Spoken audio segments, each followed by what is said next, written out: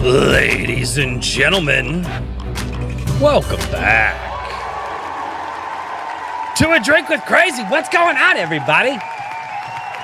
Oh my God, did you survive Monday? I almost didn't survive Monday because I did not sleep on Sunday night. Don't know why, just couldn't sleep. What's up, people? Hope you ain't got real because it's the time of the week again. Oh, dude. No, I didn't sleep last night. I went to bed like normal time and then just sat there and just laid there and was like, oh, this is nice. I'm just not sleeping. Why am I not sleeping? Like, and my alarms go off at 4 o'clock in the morning. So I can either hit the snooze button or just, go in the office early, whatever. It's just how it is when you work, blue collar jobs. Yeah. And then 10 o'clock rolls around and I go to bed at 9. 10 o'clock rolls around. I'm like, why am I still awake? 11 o'clock rolls around. I'm like, why am I still awake? Midnight rolls around. Why am I still awake? I remember seeing my alarm clock at 1 in the morning.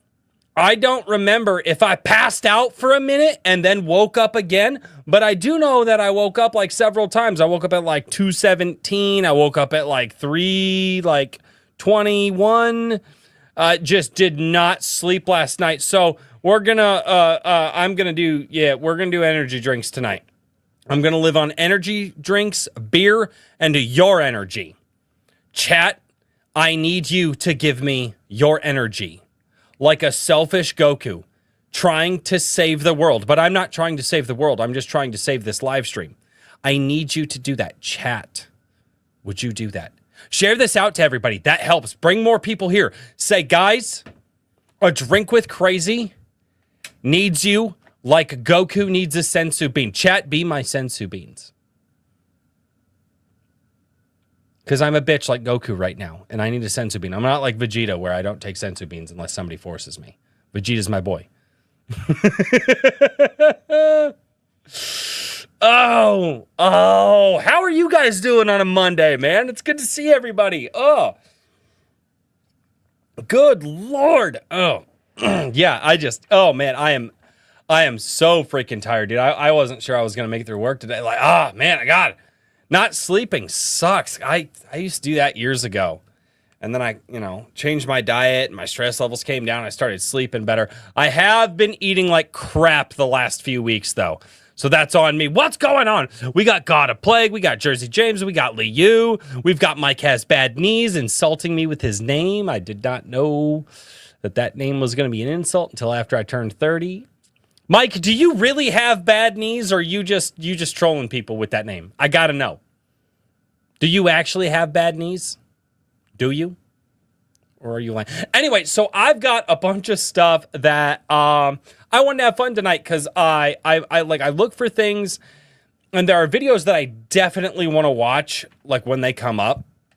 But then there are videos I have arthritis. Oh. Oof. All right. You're not a troll. Ugh.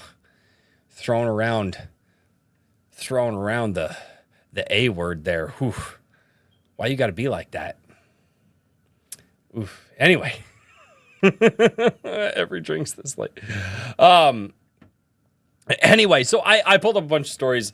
So there are, in the new format, like I said, go live a couple times a week, use those for videos and stuff like that. Eventually, I've got to work back to where I can get back up to where I have energy to stream with you guys for a while. But anyway, we've got some fun stories. These are stories that I see, they pop up, or they're videos that I see pop up, and I'm like, you know what?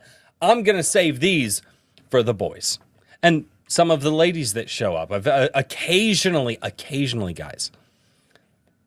It's like a rare thing that happens. Occasionally, a female shows up in the chat. I know it's weird, but sometimes it happens. Anyway, what's going on, everybody? I hope that you guys had an absolutely fantastic Monday, and I am looking forward into getting into a bunch of these. I am trying to, I monkeyed with some things, kind of. But I'm going to do a different screen for when I'm reading articles versus when we're just reacting to videos, because I think that's going to look better for you guys. It's going to give you guys a better experience. And also, I want you to tell me in the Discord. If you guys are not in the Discord, you should totally be in the Discord. Do I have the Discord link? Absolutely not. Do I know how to get it? No. But you guys should totally get into the Discord. And the reason that you should totally, absolutely get into the Discord, where can I invite people? Cool. We're just going to copy that link and then we're going to share it here. So if you're not in the Discord, get in there. We've got a ton of people that talk in there all the time. They are creatives, and honestly, just longtime members of the community. So if you've been a longtime member watching, go in the Discord. But drop the stuff that you think would be interesting to, like, just hang out with everybody. Because it's like, oh, you guys should share stuff for me to react to. Or you guys should share stuff that you want to either torture me with, which some people do, or share stuff that you want the community to see as well, the stuff that you're watching. And so that's what I did. That's what I have been collecting. And I'm going to be honest, guys. So I found out today, like just before the show went live. Well, not just before, but like an hour before, like a little bit before. Apparently, Japan is feeding the homeless because of Pokemon by throwing away a lot of food. Over here on Video Game Chronicles, Pokemon McDonald's promo ends early in Japan due to extreme demand and wasted food. It's not wasted. The homeless are eating it. Unless the homeless are better than us, or unless Japan's better than us and they don't have homeless. Anyway, so Pokemon McDonald's promo ends early. I saw this story and I was like, guys, I don't understand how Pokemon is this big still. I just don't. Let's read this article, guys. This is hilarious. So just remember, Pokemon is making Japan feed the homeless. People be dumpster diving for McDonald's, dude. Oh, God. Pokemon needs to stop suing Palworld. Yes, they do. A Pokemon McDonald's promotion that was supposed to last for 3 days in Japan was canceled after just 1 day as thousands of people descended on restaurants across Japan. What? Okay, so Japan, you were supposed to be better than us. You were the chosen one. You came up with, like, anime and Tokyo Drift, which is the best Fast and Furious movie. Why are you acting like us? Don't act like Americans. Don't act like... All right, the latest Pokemon McDonald's promotion kicked off in Japan on Saturday and was planned to last until Monday, August 11th. However, due to higher than expected sales, the promotion was ended just after 1 day. All right, the popularity of the promotion has stemmed from the Pikachu card that can be found in the Happy Meals, which features a new printings of the character and a special McDonald's stamp. The rarity of this card has caused its price to rise on the secondary market, and as a result, thousands of people made their way to McDonald's to stores around Japan. Japan is freaky. You know that. Yes, I do know that Japan is freaky. I am well aware that Japan is freaky. I have consumed Japanese media before. Yes, I know. Oh God, what the hell? Oh, it's because it's a hyperlink right there. Stop doing it. Okay, reports emerged that people were buying thousands of dollars worth of food, removing the cards, then leaving the uneaten food on the street to rot. Well, yeah, it's fine. The homeless people will pick it up. Unless they don't have a lot of homeless there, then I don't know.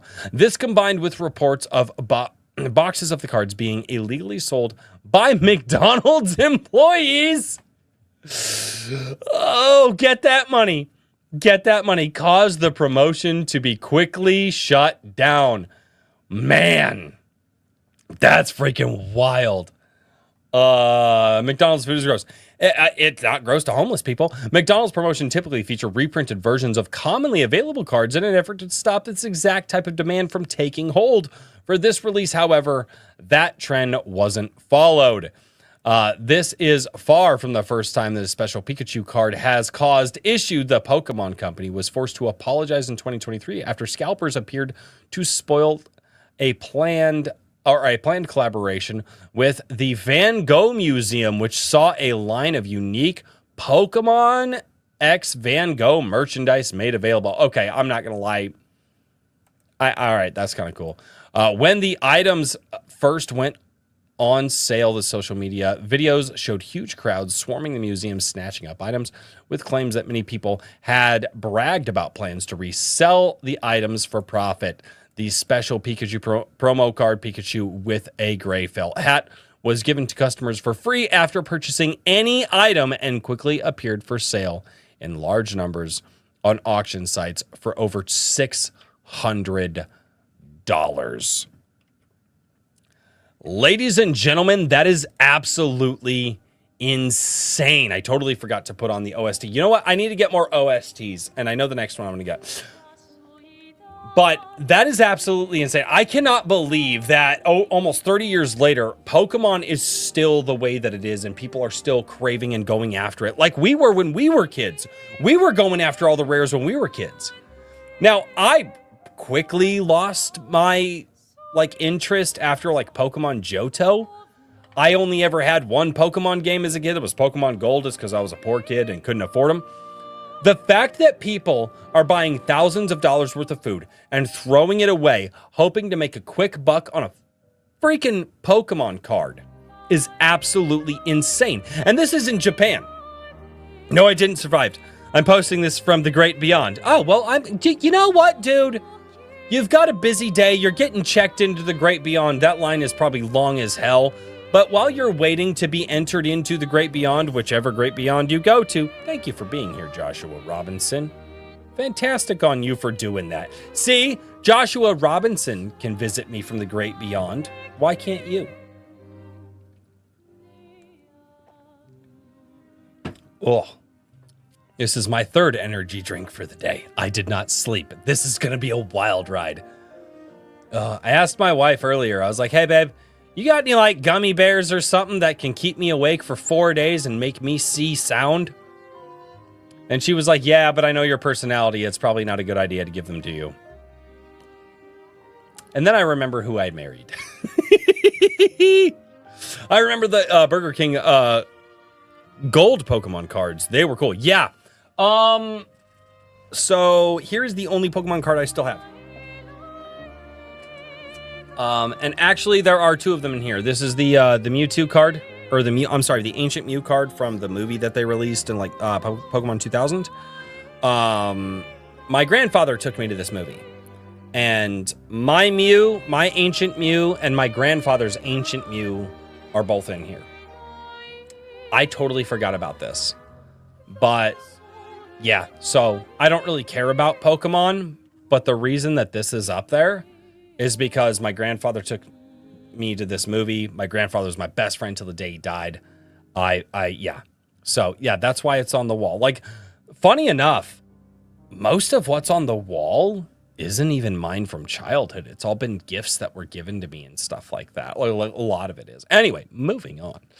I just think it's absolutely insane that people are throwing away thousands of dollars worth of food in order to just get a card. Okay, so you spend $1,000 on some food, which God knows how much that is. You get a bunch of cards, you go and sell them. What's so insane to me is the amount of food waste. And everybody sits here and says that, oh, America throws away so much food every day. We could feed the homeless throughout the world. This, that, and the other thing. You know what? Nah, it's just a people problem, right? And I just saw this and I was like, but wait, Japan boasts that they have super respectful children. You always see those kids who cross the street and then they bow to the cars and then they go and they got their little backpacks on and their little, their uniforms for their schools, and they're supposed to be the respectful society. And yet, what's more disrespectful on the planet than throwing away perfectly good food, whether you like McDonald's or not? And McDonald's in Japan is very different than McDonald's in America because they have different laws about food and stuff like that. And to see that they're doing this over freaking Pokemon cards, that's insane. How greedy can you be?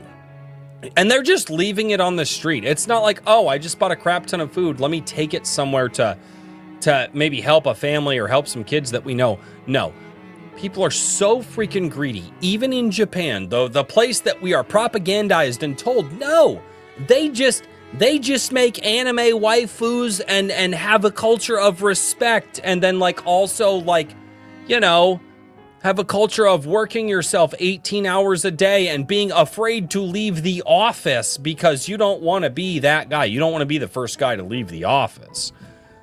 How many Happy Meals is $1,000, I wonder? Dude, that's what I'm wondering. It's wild, dude. Hey, what's going on, Andrew Knapp? Redoubt Productions, what's going on? What's up? It's good to see everybody. I just saw this story today, and it really made me think about a lot of the fanfare over IP and media that we have, and how companies use this stuff to drive us to some of the most indecent behavior on the planet. And obviously, leaving food on the side of the road, I don't think is the most indecent behavior on the planet, but that's food that somebody could have eaten. And it just interests me because I don't understand the collector mentality. I have some things back here from when I was a kid, because when I was a kid, you had to have the things. But as an adult, I don't understand this. And these are adults going out, purchasing thousands of dollars worth of food, throwing it on the sidewalk, and then taking these cards that they just got and going. So one, they have the money to spend $1,000 on McDonald's. They then take these cards and go and sell them for probably several $1,000s.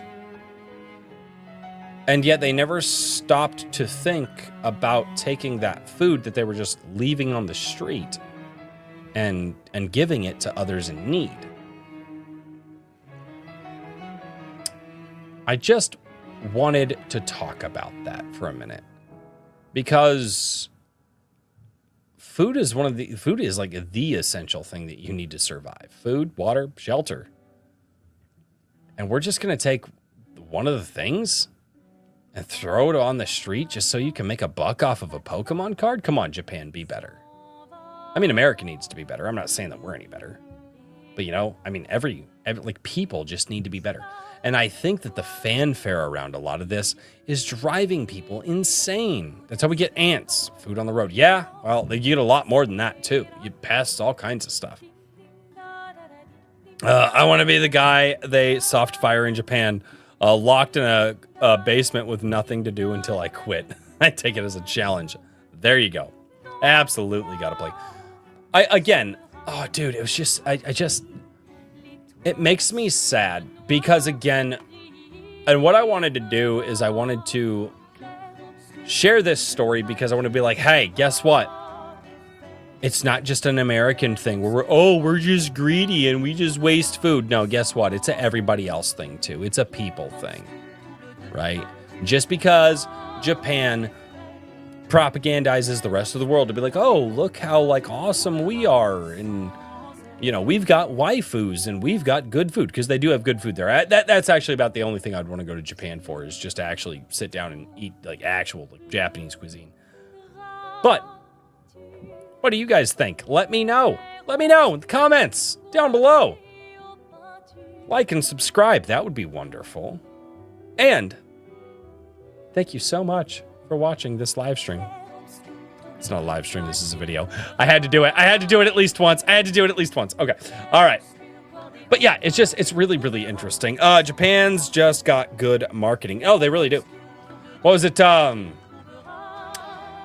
Unit 731 in Japan. Do you guys know that history? Whew. That is utterly terrifying. Yeah, the reason that we know how much human weight in the body is water is because of Japan. Yeah, there's a reason that a lot of Asian countries right now do not like Japan, and it's because of the crap that they pulled in World War II.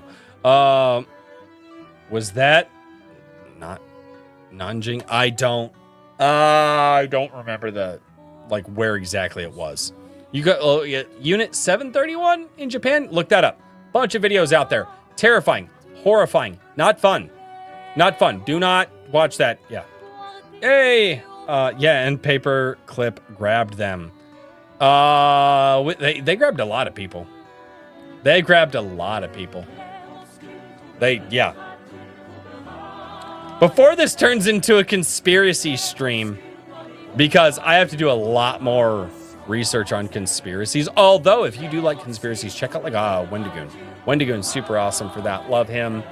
I love Count Dankula's stuff too. Yeah. So, but yeah.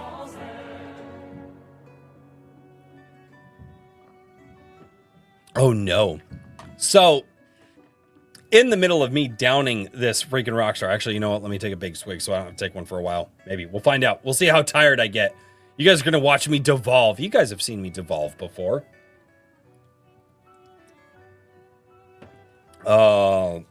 Focus on your live stream and let YouTube insert ads. What if I don't want ads in my live stream right now? I'm okay with ads in the replay, but I feel like if you're here live, you shouldn't get ads in your video, right? You shouldn't get ads in your live stream. If you're here live, that should be your reward for being here. That's what I think.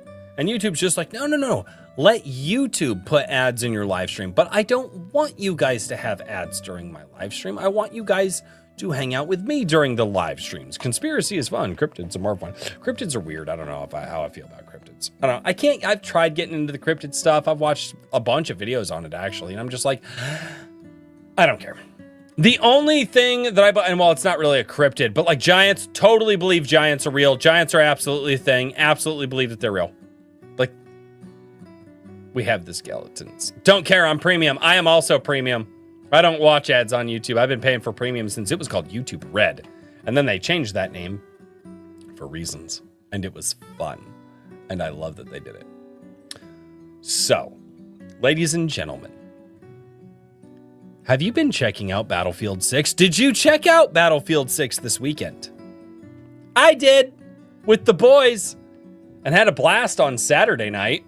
It was awesome. I had to go and change secure boot and stuff like that, but hung out with the boys on Saturday night. However, apparently, what's going on, Wrangler? Apparently, Aztec Giants or Nordic Giants, all of the Giants.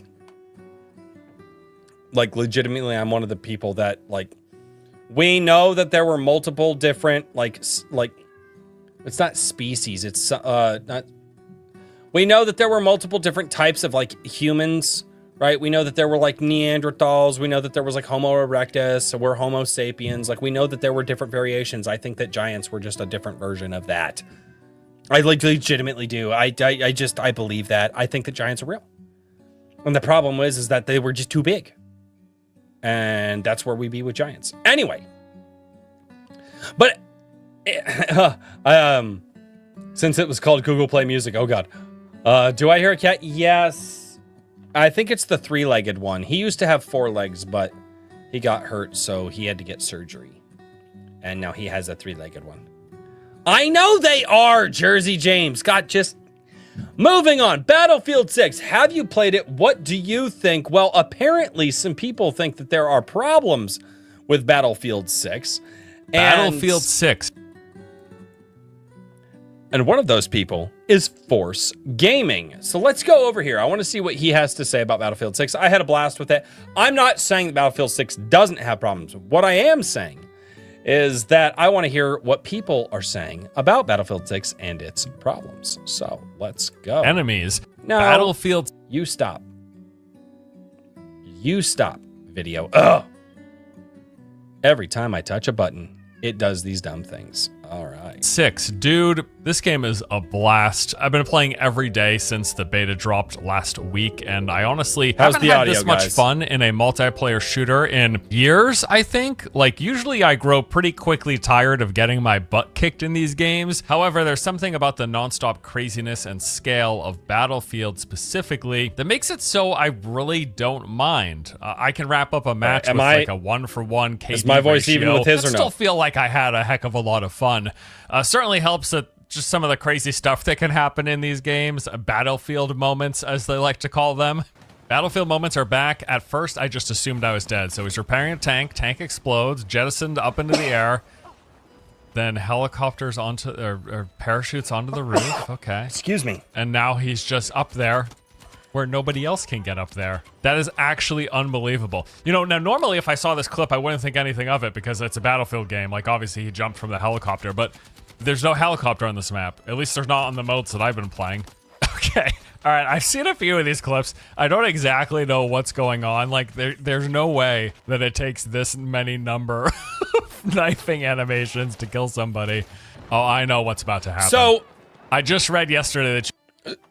Again, this seems interesting. Is like, they put out the playtest so that everybody can check it out. We need to stress test the servers, make sure that everything is good to go. And then, yet, people are like, well, there's problems. Of course there's problems. There's always going to be problems with any game that you play. The question is, does it matter? You could do this. I didn't even really... Yep, that's right. Yep. He's running around with the defibrillator and just one-shotting enemies. You actually one-shot them? I guess you do have to charge it first, right? I mean, that's actually pretty dope. That's ridiculous. It's better than the knife damage. Do we have anybody in... Do we have... Okay, so that is the thing, though. Like, you're stabbing a dude with your melee weapon, and the defibrillator is absolutely one-tapping him. I mean, to be fair, a defib would drop you. Oh, dude, a defib would totally drop you. Like... If you just hit a random spot on a body, the problem... yeah, you're not wrong. You're not wrong. All right, defib or knife? Where are you guys at? Defib or knife? Don't tase me, bro. Defib or knife? Chat, tell me, defib or knife right now. What do you think? What's your weapon of choice? On the last clip. So yeah, I mean, the game, it's a lot of fun. It's also funny at times, and I've been having a blast. Seems a lot of other people are enjoying it as well as of this recording. Nice. It's reached a whopping 520,000 peak concurrent play. My question is, does it hit this on release? Do we get back up to these numbers on full release where it's a $70 game? Over on Steam, and here's the kicker. I didn't even know that the beta test was available on Steam. Literally. So I started playing last Thursday when they were running that Twitch Drops campaign. Like, so that's important to get in is you have to watch a stream. Because a lot of people are playing on like Xbox, PlayStation. We actually played, and it's multi-plat too. For 30 minutes, and then you would be sent a code. And those codes were codes not for Steam, but for the EA launcher. So I just assumed that everyone was playing on the EA launcher. Like, up until earlier this morning, I thought everyone was on the EA launcher. And I do believe a lot of people thought as much as well. I'll at least say all of my friends who also played via Twitch Drops on Thursday or Friday when they got access, all of them were also using the EA launcher. And I am someone who typically prefers to play my games on Steam if given the choice, because I'd rather not download separate launchers. So wait a minute. I'm sorry, Force Gaming. So you're sent this code.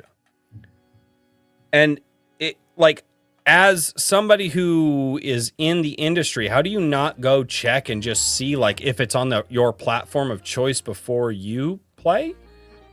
That's, I mean, okay, maybe that's a small gripe. That just seems odd to me, because Force is usually well informed about the stuff that he talks about. Publishers' games, right? So the fact that they hit 520,000 concurrent players on Steam, on top of however many thousands they must have certainly had on the EA launcher, on top of the console player base, seems this beta has been massively popular. It is at the very least the most popular beta in Battlefield's history. Those concurrent numbers also place it as the 18th all-time most popular game on Steam when it comes to player concurrence. Yeah, not too shabby. So Windows Central, they just posted an article pointing out the fact that Battlefield 6 has surpassed Call of Duty's all-time Steam player count, because of course, like, let's just get those fan bases going at it already. Get a head start to the online arguments, which will no doubt be happening this October. You might as well. Like, the entire thing that gamers love to do is like, well, my dad can beat up your dad. Like, that's the whole thing. Well, my game is better than your game. That's exactly what we like to do. We're freaking nerds. Well, like, we're still talking about, well, but who can really win? Like, is Superman, like, Superman could totally beat up Goku, or Goku could totally beat up Superman. Like, we're still talking about this stuff. That's what we like to do. Like, again, we're always like, what is better? We're nerds. That's how we be. Better, Call of Duty or Battlefield. Great. We got a couple months of this garbage now. But maybe not much of a shocker. Not everyone has been having a good time. I've actually been seeing a fair few complaints about the game over the course of this beta weekend, and I want to dive into and touch on some of those as well. So for starters, map size. This is one of the more common complaints that I've seen. Basically, that the maps aren't that big. And you know what? I actually pretty much agree on this one.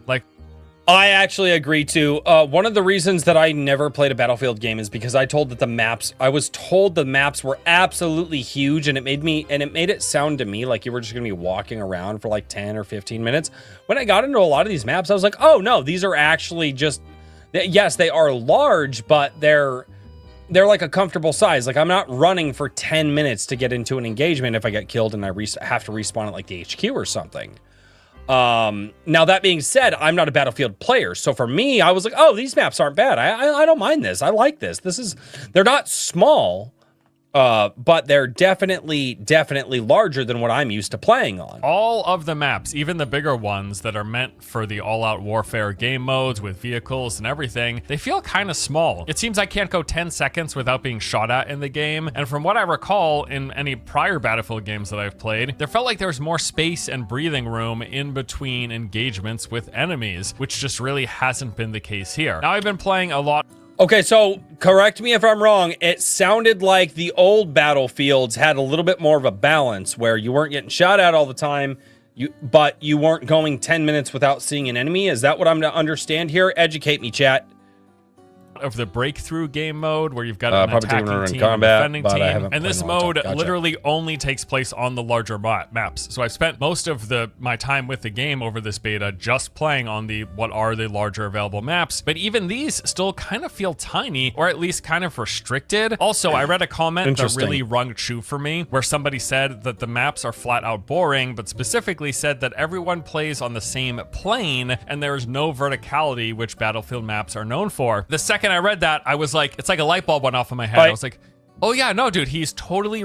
I did actually notice that. So we were playing on Cairo this weekend, and Cairo? Is it Cairo? Anyway, one of the city maps. And I run up the stairs and I'm like, oh snap, there's more stairs to go up. I'm like, sweet, I'm gonna run up the stairs and I'm gonna go to like this upper floor of this building. I run up the stairs, there's a door, I'm like, cool, I try to run through it, bam, can't. It's just, I don't know if they're intending to add more verticality to it and it just wasn't ready for this beta test over the weekend or what, but I was really disappointed. I was really disappointed.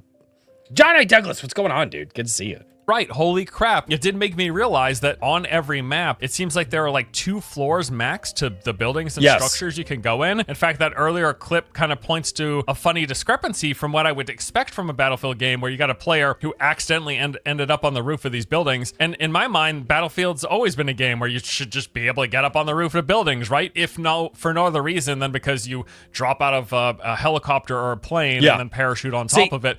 But in this game, even on many of the larger maps we have, that's not exactly possible. But even if it is.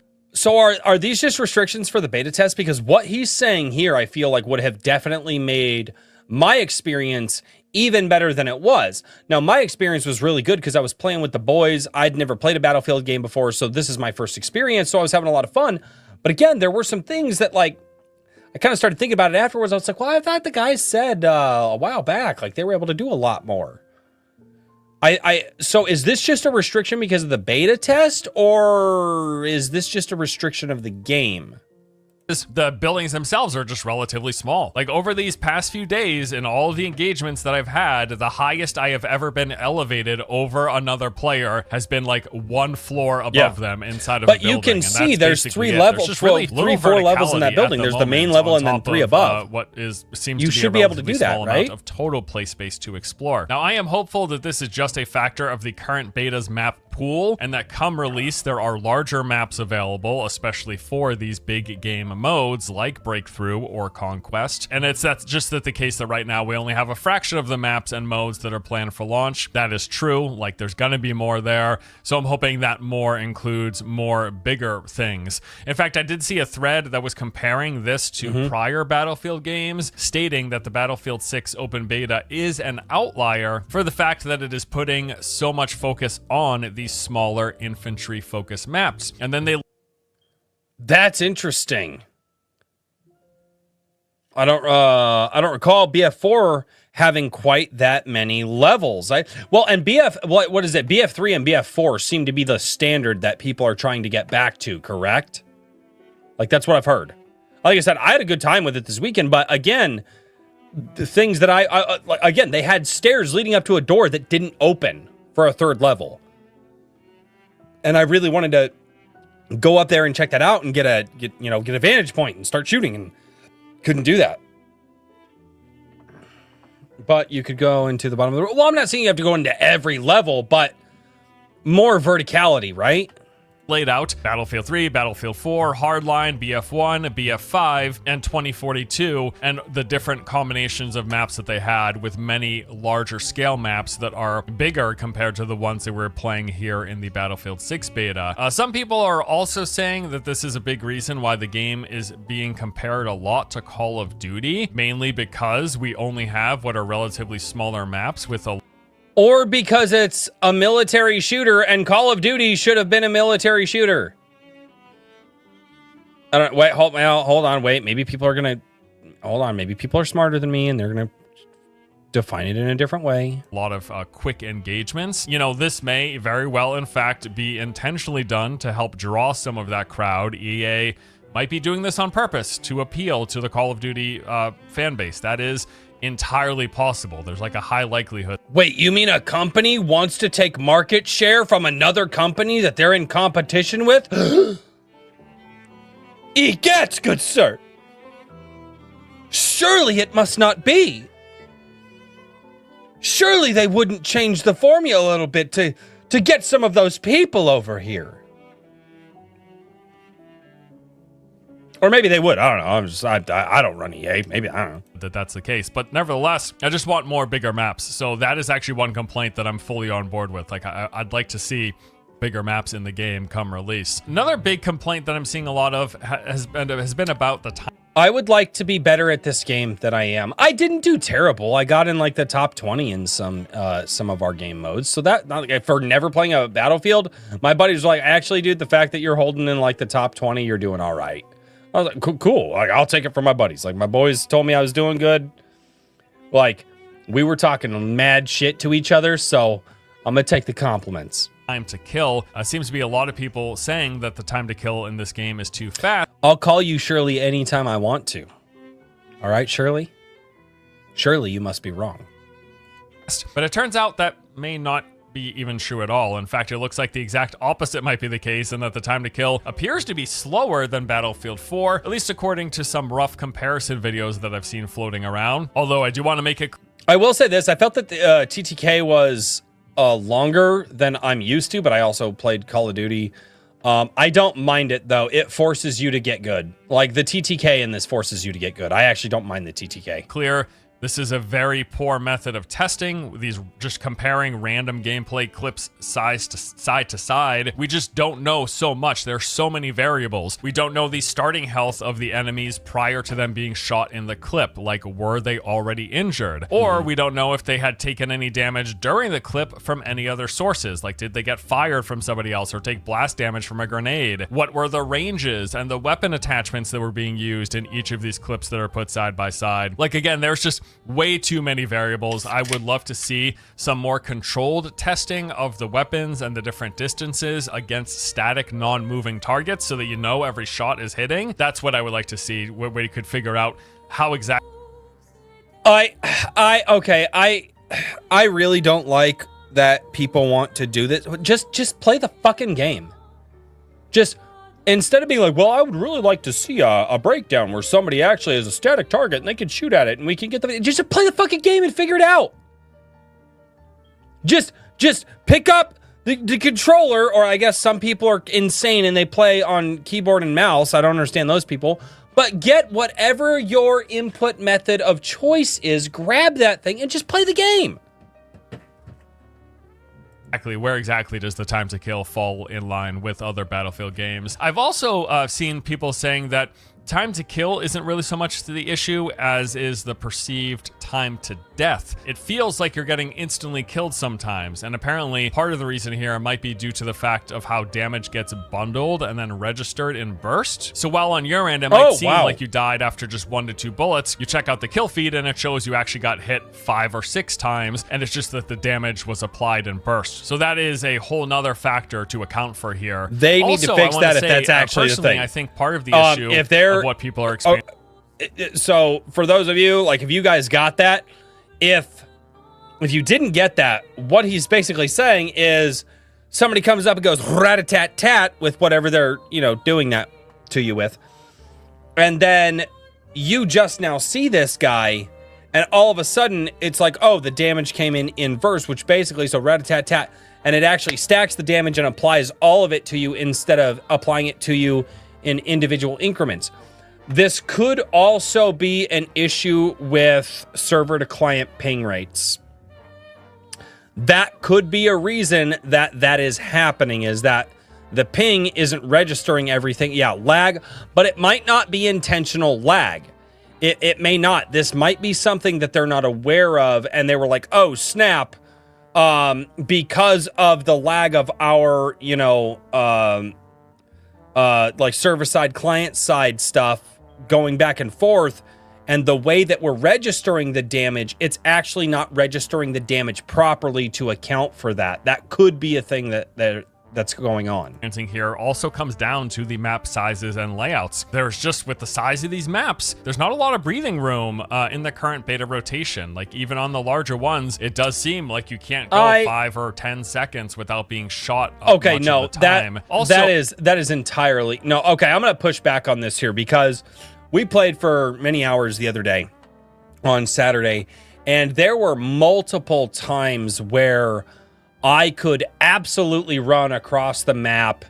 And I mean, I don't know if you know this, there's also a mini map as well, and you could definitely move. Now, when you're playing objective-based modes and you're running towards the objective, guess what? The other team already running for the objective too, which means you're gonna probably meet the other team. Now, if what they're saying is because these are mostly objective-based modes and maybe we need the maps to be a little bit bigger so that way you don't have people just globbing up in the ways that they're doing. But no, there were multiple times when I ran quite far, tried to flank enemies. I obviously suck at this game, so my flanks absolutely failed. But again, that's something that I don't think, well, you were getting shot every 5 to 10 seconds. Well, yeah, like if you're in the middle of the fray and it's a 64-player map, there's going to be 32 dudes potentially shooting at you. So yes, you're gonna die. Peace out, Wrangler dude. It's good to see you, man. God bless.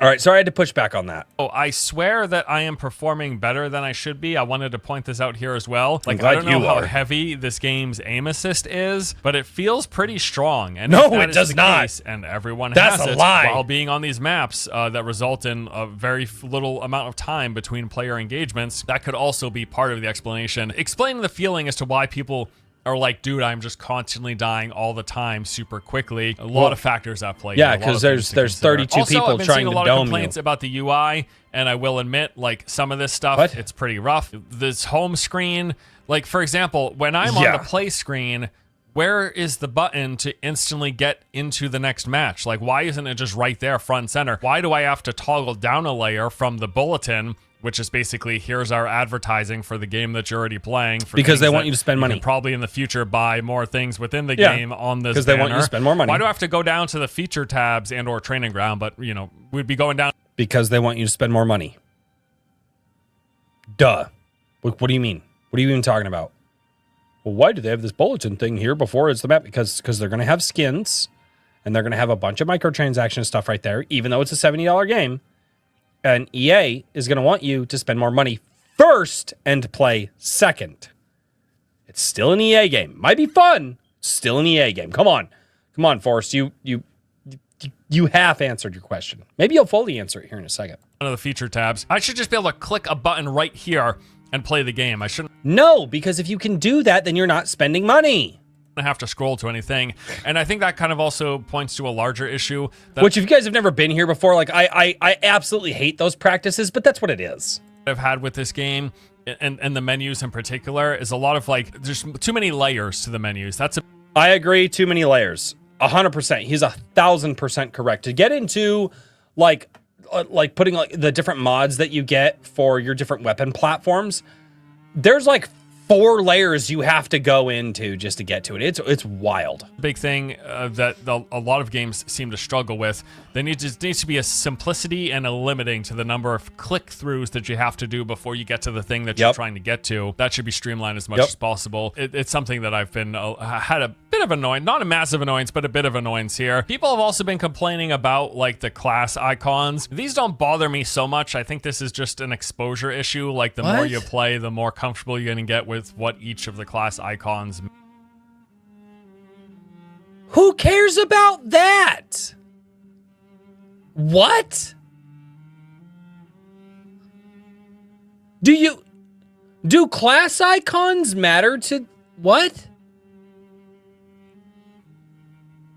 Some people, oh man, dude. Oh man. I do get that they're a little too. Class icons are terrible, way too abstract to recognize at a glance. You know what you should do? Play the game more so you recognize it. Fuck, oh my god. Dude, these people are so retarded, they think they're smart. It's ridiculous. You know like the circle retard? Like they're so dumb, but they think that they're smart. Ugh. Like artsy fartsy instead of just like the assault is like, it should be a rifle or a bullet, and the healing thing.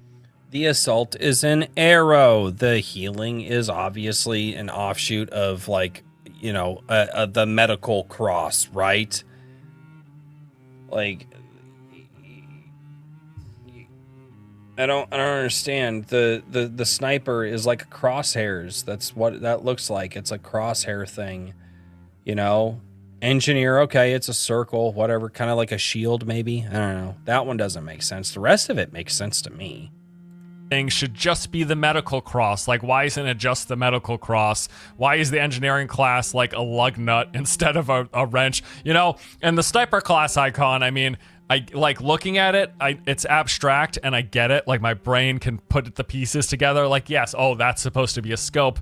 But also it like what is, come on, dude. Okay, so I kind of see what they're saying. It's just like, dude, just make it obvious. Just make it obvious. Like, I mean, just play the game and you'll see it. I don't understand. I don't understand how this is even a bitch about like. Why is it letters are too abstract to recognize at a glance. Yeah, that's true. Yeah, you want to confuse somebody with dyslexia? Just throw up a bunch of letters in front of them. I mean, it's probably just, you know, their order on a menu. They have no idea what they're ordering. They're dyslexic. Just the regular sniper scope. It seems like they just went really fancy and abstract with the designs here of the class icons. I mean, I don't hate these, and I get what they're going for with each of them. Like, I get the design idea behind it and what it's supposed to represent and how that is relevant to said classes. It looks like he's slimmed up. But yeah, it's probably really working out. They definitely put their own spin on it, right? But ultimately, I do think it's just an exposure thing. After playing for a few days, like I get what each of these means now, but exactly. It's not play for a few days. Immediately intuitive. I guess I would say that much. It at least take some. You got to take a minute. It's like you got to look at it for a minute and be like, oh yeah, okay, yeah, that's okay. I get it. Like even the medic one, I look at it and I'm like, is that a bridge? What is that? I was like, oh, it is a cross. But it also has a circle in it, and then there's a space chunk diagonally taken out of the middle. I'm like, okay, yeah. I think this is a valid complaint, but doesn't matter too much. I'm a dev, so this is something that the devs should discuss because it's their job to make the UI easily navigable. Fair enough. I'm not going to fight you on it. No, I get it. Yeah. Oh, I saw this post and thought it was absolutely hilarious because that is funny. That's not what it really looks like when you're playing on this map. but it's what it feels like. You're just seeing the glint of sniper lenses staring you down every time you pop your head up. Hashtag makes sniper glint smaller. I hate sniper glint so much. Make it smaller. Above a rock. The whole point of being a sniper. I mean, now granted, they'd be like, well, that's too imbo. Then people, well, I don't know. I hate sniper glint. It takes me out of it. Or something on this map, and it's kind of a nightmare as a result. Yeah, there's a lot of snipers, and you know, I was told, or I read somewhere, that one of the main reasons we're seeing for the prevalence of snipers right now is that there's little to no suppression. So suppressing fire that you would send out that would mess with enemies, it would mess up their aim or mess up their vision to make it harder for them to aim and hit targets. Evidently, that's not really much of a thing anymore. I haven't played as the sniper class, as a recon, or I haven't used a sniper on any of the other classes because you can kind of mix and match weapons however you like here, except for that one particular mode. But I've mostly been playing like AR or LMG, actually. I picked the support, and the support started as LMG. I like the class playstyle. I like rezzing people, like running around with the defibrillators. Yeah, apparently when people are sniping, they're no longer getting suppressed, which historically has been the case, I've been told, for the LMG classes. They've been good for... That's interesting. Well, and it is one of those things that, like, you just don't...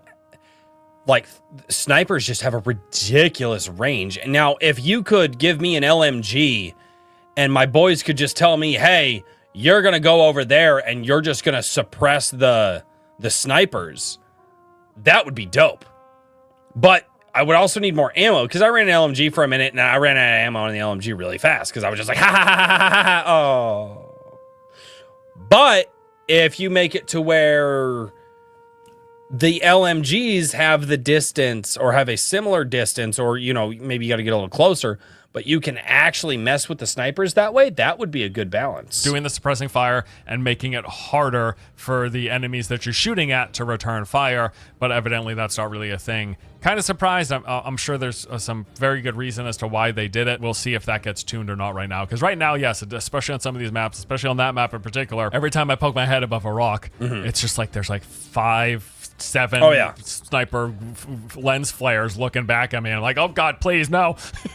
Don't take my head off and make me unresable. And the reason being is because sniper, when it comes to keyboard and mouse, is probably one of the easiest things to do. When you're on keyboard and mouse, like that, you can always tell a keyboard and mouse player because they will be running a sniper. Like, it's just one of the easiest things. Just historically, that's what I've seen in shooters that I've played. I did see some complaints about the fact that the RPGs aren't really good against enemy players. Like, there's not a lot of splash damage. It looks like that's just kind of the case across the board right now. There's not a lot of splash damage with this. Or no, C4 I've got blown up by quite a few. Complaining about. I'm gonna be honest, I don't hate it. Like, I don't dislike the idea that it should mostly be guns and not explosive AoE blast radius things that are killing group multiple players. Just personally, like, I don't really mind this so much, but I get people are used to. But then what? Do you know what an RPG will do to a human body? Go check out the channel, High Speed Ballistics. You'll see what an RPG exploding on somebody can do to them. And that was an accident. Like, if you shoot a rocket into a cluster of players, getting 5 kills or something. Like, that's what you kind of are used to and kind of expect, but that doesn't really seem to be the case with how they're currently. Yeah, but you should also, if you shoot a rocket into like a group of 5 players, you should absolutely get the points for that. Like, why can't you? Because especially if they only give you like 1 or 2 per life. I don't know. Maybe I'm wrong here. I don't know. Doing the blast radius and the amount of damage it's done to players. One complaint I saw coming up was that there's no compass in the game, although apparently there is. It is just off by default. This thread here mentions the fact that, yes, if you go into settings, the graphics menu, interface and HUD, and advanced HUD options, you can check to have the compass enabled, because for whatever reason, it's just not there. That is something that I was actually looking for, when you and I couldn't find it. There's an enemy sniper. Why would you hide the compass? That's retarded.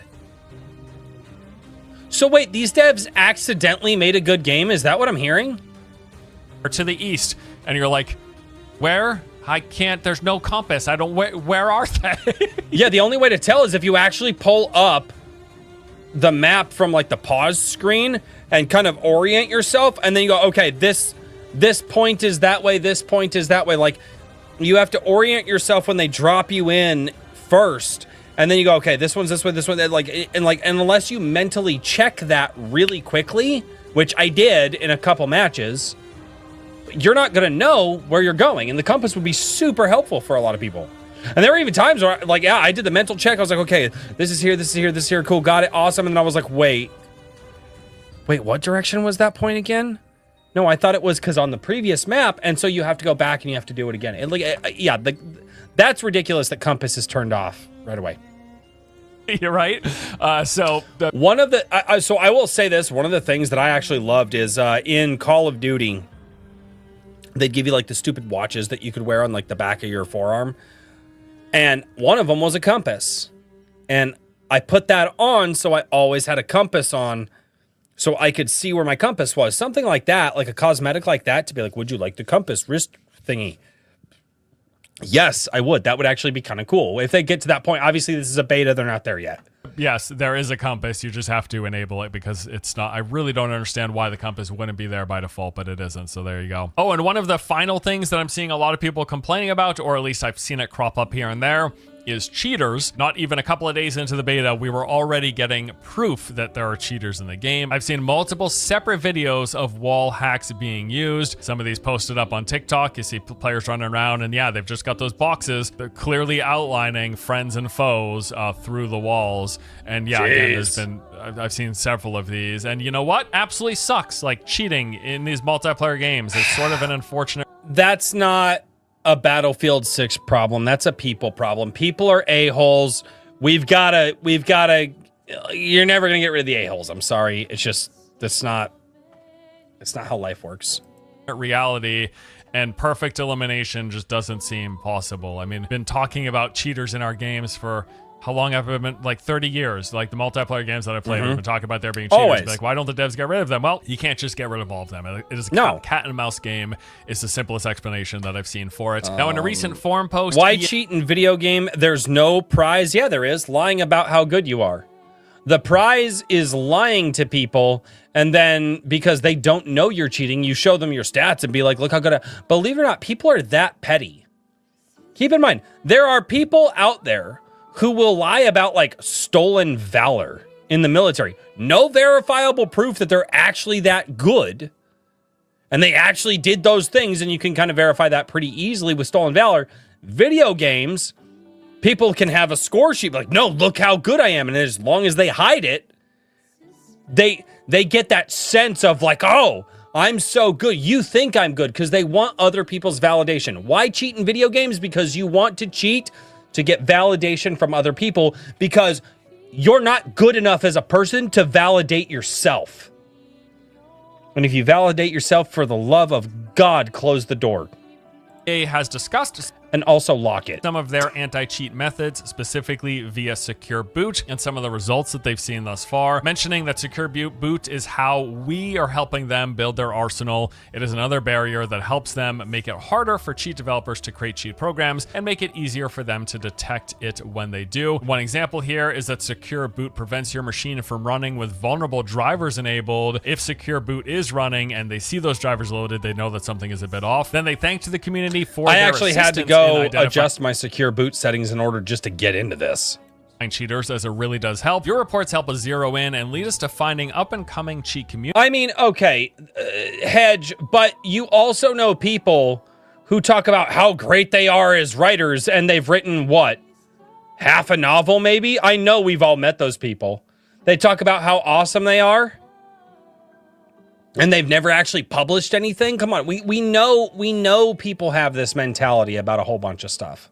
Communities reporting one cheater often can lead to new detection techniques and help us keep them from impacting your experience. Now, since the open beta early access began, like last Thursday, they've said that Javelin has already prevented 330,000 attempts to cheat or tamper with anti-cheat controls. So they have knocked out over 330,000 attempts at anti-cheat, and their highest player number was over 500,000. Now, obviously, the concurrent cheater number and the concurrent player number are not going to match up exactly, but keep that in mind.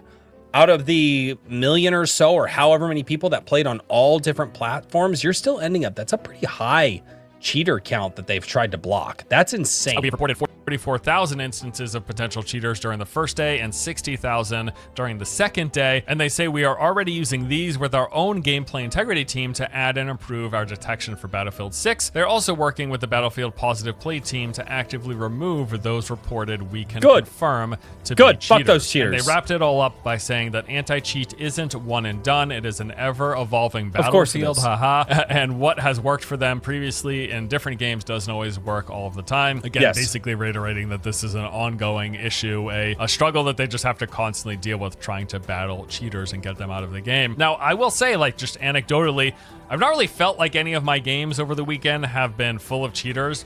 I don't think I even had one death where I was like, that guy is definitely a cheater. At least if I agree. I didn't feel like that when I was playing with the boys this weekend. I definitely did chicks dig the hedge. That phrasing got me. Sorry. That was funny. I definitely don't feel that I was getting hacked on or cheated on in this game. I just felt like I was not good at the game.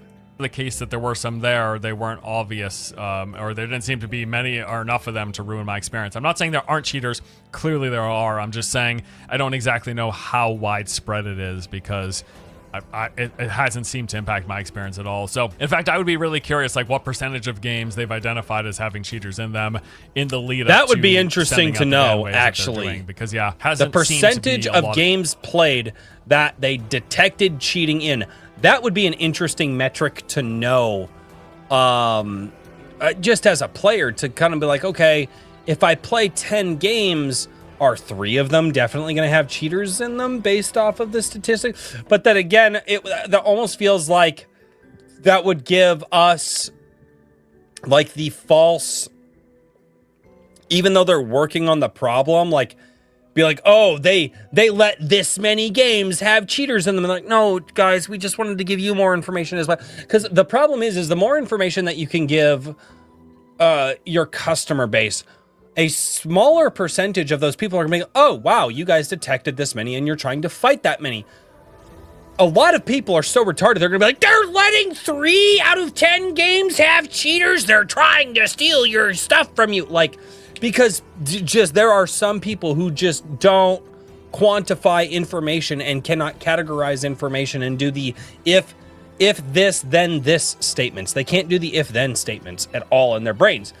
And so maybe, just maybe, even though it would be interesting information to have, probably not the best for the devs to release that information to the public. Of them, at least not blatantly obvious ones in the games that I've played. All right, so yeah, there's some things that they need to work on, but overall, man, I gotta say, I've been having a really, really good time. It's so fun. I was not expecting this. I thought I was just going to jump in Thursday and maybe Friday just to give the game a look and to have some general impressions on it. But I had so much fun that I ended up playing every day. Like, I think my personal biggest really critique is, yes, I want some bigger maps. I want a bit of breathing room where I can run around for at least 10 or 15 seconds before being shot again. This doesn't seem to really exist on the maps that we have playable at the moment. But honestly, other than that, like, okay, that's my hold real... on, wait. But I think it's, what is it? It's this button right here. Hold on. Let's back up a little bit. Nope. There we go. So look at his mini map down here. You see the mini map. You see where he's at, right? He is right around point A, which means that's where a lot of players are going to be. If you're right around point A and you're like, well, I just think that, dude, you're shooting into point A right now. Well, I just don't think that I should be getting shot every 10 seconds. Then here's the thought. Don't play the objective. I mean, people are not going to like it if you don't play the objective, but come on. At the moment. But honestly, other than that, like, that's my real biggest complaint. I don't disagree with a lot of the other issues that we brought up here. Certainly, I want them to get all the cheaters out of the game. Yeah, there's a lot of... They're never going to get all the cheaters out of the game. Cheaters going to cheat. That's just how they be. It'd be good if suppression was a bit better. Yeah, sure, the UI can use some tweaking. True, the time to kill speed. The UI can use more than some tweaking. The UI could probably use a moderate amount of tweaking. kind of annoying for customization. Really having a thought on that one way or the other. Like, I don't know, it seemed fine to me.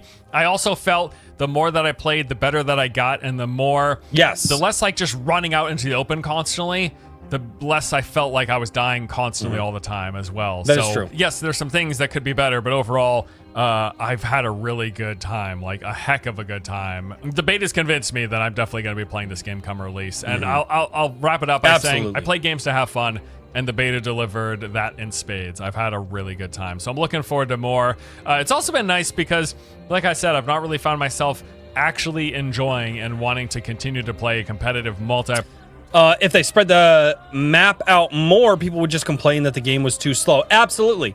And you're playing these games to have more of that energetic or that adrenaline-filled like combat sensation. That's why you play games like this.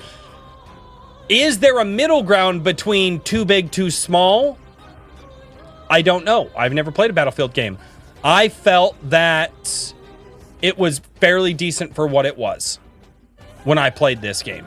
I did not feel that I was getting capped every 10 seconds. There were sometimes I just spawned in bad areas because, again, I would spawn on a point because you can choose where you spawn. And guess what? When you spawn on a point that's got a group of dudes pointing pew-pews at it, guess what happens? You might get got. Player shooter in some years, but I am really enjoying this. Even if I go 1 for 1, even if I go 0.9, I know, don't kick me off the team, I'm sorry, but I usually go over 1 for 1, okay? Usually go like 1.5 for 1 or 2 for 1 if I'm having a just solid game. Maybe in a rare blue moon, I'll go 3 for 1. I was like 0.5 all weekend. I'm not even gonna lie, dude. I was not good, but I had fun.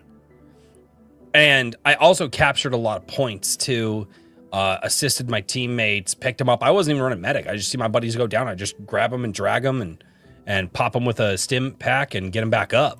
But I mean, who really cares, dude? That's, again, I'm not here for the ego boost. I'm just here to have some fun. And the fact that I can have fun even trading kills with the enemy team and resin people. All good, dude. It's great. Yeah, really looking forward to seeing more of this game. Like, sincerely, he's right. Pleasantly surprised. I was not expecting much, but I've had a great time. Yeah, that's it for me today. I'll probably talk about this game a little bit more in the future. So, no, I will say this. I've been watching Force Gaming for a long time, and he just does regular, here's a game that I played, here's my thoughts on it. I love his content because he really does a great job with just mostly gameplay focus. So go check out Force if you guys haven't before. No, Battlefield 6 is absolutely fun. The beta was an absolute blast. I had a bunch of fun with the boys. I was doing a lot of house chores over the weekend, so I wasn't able to play as much as I really wanted to. But this is definitely something that I think that, like, this is a game for the boys. And I was telling people that, like, it's the game for the boys. Like, you want to call your buddies up and say, hey, Battlefield 6 just dropped. We all need to buy it. We need to play it. I think you guys are going to have a fun time. I know that I did. Dude, it was really, really freaking fun. And it was tense at moments, too. Because I've never played Battlefield. I didn't understand Battlefield. Maybe I still don't because I haven't played the older ones. But I will say this, man. I think that they're hitting on a portion of the market that hasn't been there for a long time. And I absolutely think that you guys should check this game out. Seriously, just 100% check this game out. I think you guys are going to like it. It's going to be awesome. So, yeah, that was Force Gaming. Before we get into the next video, because I've got more, I'll be right back. I go to the bathroom real quick. I'll be right back, chat. Hang out. Be good, chat. Be good.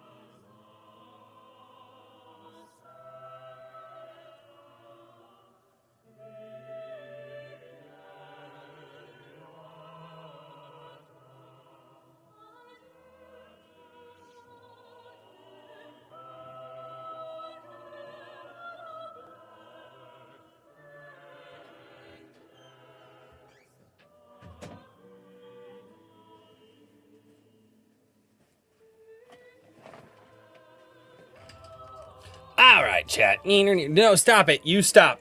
Don't misbehave. No, chat. No, stop it. You're not allowed. You are not allowed. Maybe you're allowed. I don't know. It depends on how I feel. But yeah, so anyway, super fun game. You guys should totally check it out. This next video is interesting. It's definitely shorter than that last one. This was sent to the Discord by I forget who. But this is something that's really interesting, and I would like to see this because obviously it's something that we talk about quite a bit when it comes to companies and stuff. So, your favorite YouTube channel is probably owned by private equity. No, I'm not. If I was, there would be signs. There would totally be signs. Are you kidding me? I wouldn't mind though. Like, would I mind? Chat, you should start a campaign to have me owned by private equity. I would make a lot of money. I would still get the same amount of views, but I would make a lot of money. So let's get over into this video. No, I didn't ask you to play. Why does YouTube do that? It's so terrible. It's so terrible that YouTube does that. All right. So let's get in this. This is over by Micro on YouTube. Let's get into this. I wonder if I need to turn the OST. You know what? Let's do that real quick. Let's turn the OST for Expedition 33 off. And let me know, guys. I need to know if the audio is good. This is a different video. Let me know if I need to adjust audio levels, please. If you spend long enough on YouTube, there's now a very good chance that a substantial share of your watch time is going to channels partially or fully owned by private equity. Major firms operating in this space have raised billions of dollars collectively from companies like... Don't start with me, Andrew Knapp. Or sorry, Zaku. Or heaven knows. I'm owned by somebody. I'm owned by my wife. That's who I'm owned by. Full transparency, guys. I am owned by my wife. Okay? I know that some of you have been here for years.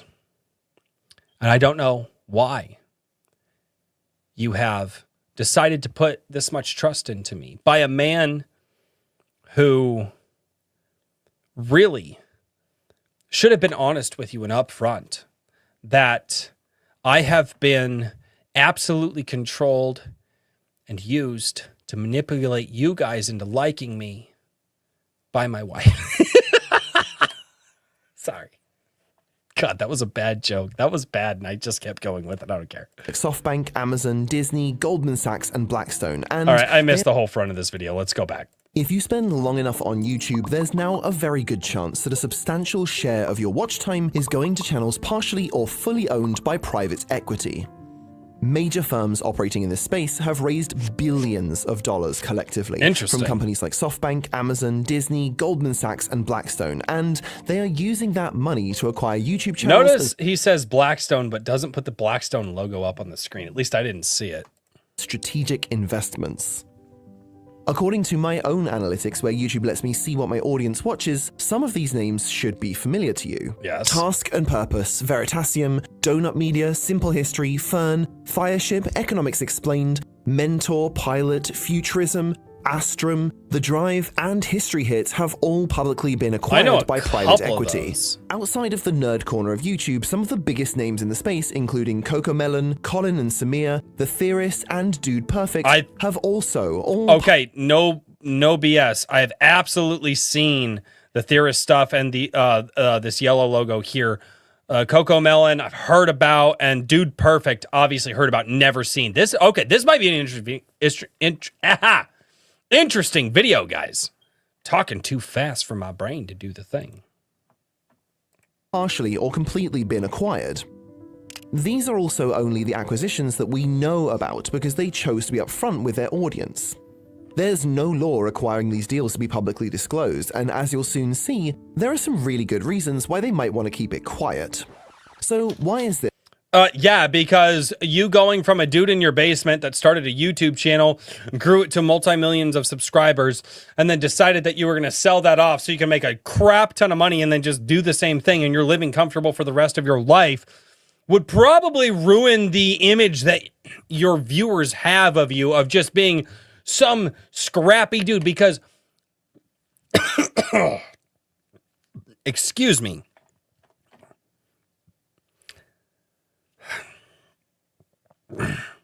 Most of the image that YouTube has when you are watching it is you as the viewer are looking at these videos going, oh my gosh, I could do this.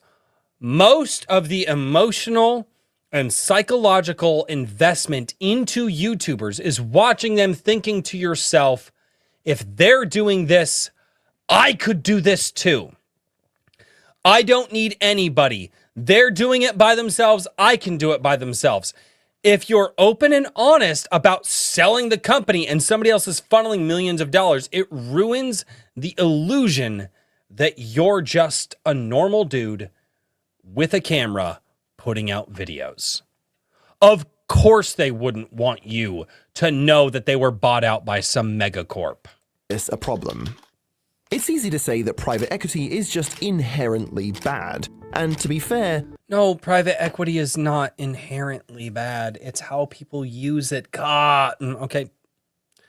It's only easy to say if you're an idiot. It's easy to say that private equity is bad if you're an idiot.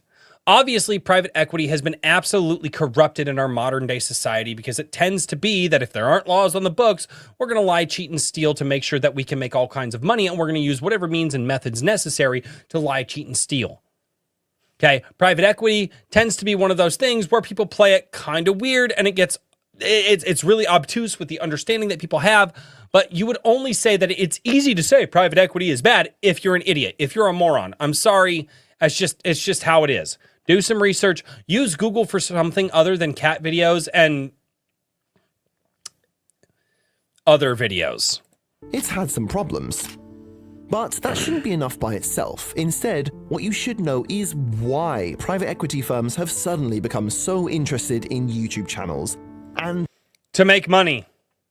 Why have private equity firms become so interested in YouTube? Make money. Period. What this will likely mean for the future of the content that you watch. Big YouTube channels are really just businesses in the entertainment industry. Is that not obviously known? That YouTube channels are literally just entertainment. That's all I am to you guys. I mean, I'm not a very good entertainer. I entertain at least like 100 people. I know that. I see what people watch. I see how much they watch. Yeah, give or take anywhere from 50 to 100 people. I am entertaining to that many people. That's all I am, is an entertainer.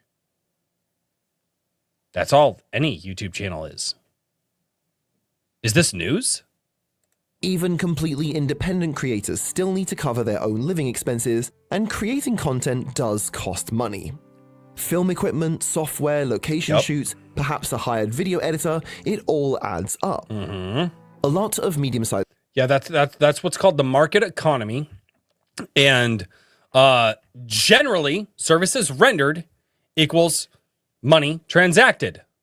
That's how economies work. Yeah, I want a service. You're going to be able to do that service, so I give you money for that. Basic economics. Creators barely scrape by, paying themselves fairly modestly. And in the interest of transparency, even this channel, which now has over 70,000 subscribers, has lost money most months since I started it. Anyway, all of this can be fixed with scale. As creative brands grow, their revenue increases while their costs stay relatively stable. At a certain size, most of these channels... Wait. Nope, not going to touch on that point. ...can generate strong cash flows and predictable profits, which should make them desirable investable assets like any other business, right? Well, not exactly. These operations are incredibly risky, even by small to medium business standards. Most of them depend on a single platform for the majority of their revenue, and these platforms can... Wait, are you telling me that the entertainment industry is risky? No. Good sir, how could it be? that the entertainment industry, in which like 90 some odd % of all entertainment that is created goes completely unnoticed by the masses and never recoups its money from those people who spend money on it. Also, if you're telling me that you're losing money on your YouTube channel here, where you're obviously just pulling stock footage, writing a script, and then editing it together, I would very much wonder how you're losing money on this. This is I don't touch everyone's point, okay?